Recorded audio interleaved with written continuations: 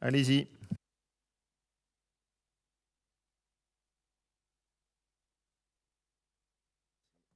Oui, merci Monsieur le Président.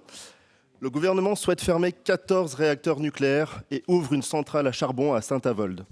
Nous entrons dans le 21e siècle avec l'énergie du 19e, et ça grâce aux idéologies de gauche. Comme mis en avant par Marine Le Pen lors de la campagne des présidentielles en avril dernier, nous devons reprendre notre souveraineté énergétique par le biais, entre autres, du nucléaire.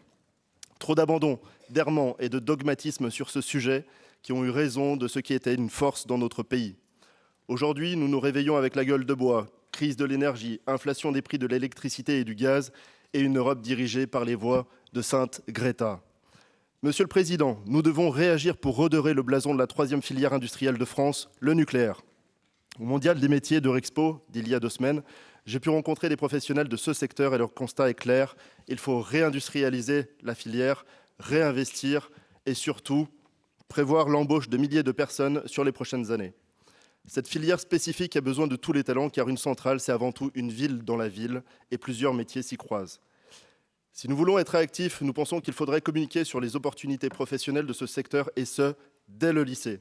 C'est pourquoi nous vous demandons la mise en place d'un budget de communication pour renforcer l'appétence à la filière du nucléaire. Ce budget sera alloué à la promotion des formations diplômantes et aux débouchés sur ce secteur. Nous demandons donc que la région Auvergne-Rhône-Alpes participe activement, en lien avec l'Agence régionale économique, au développement d'une communication forte sur les métiers du nucléaire pour orienter nos jeunes sur cette filière stratège et donc d'avenir. Nous souhaitons ainsi qu'un investissement de 100 000 € soit mis dans le budget pour le déploiement d'une communication sur nos lycées. Je vous remercie. Merci beaucoup.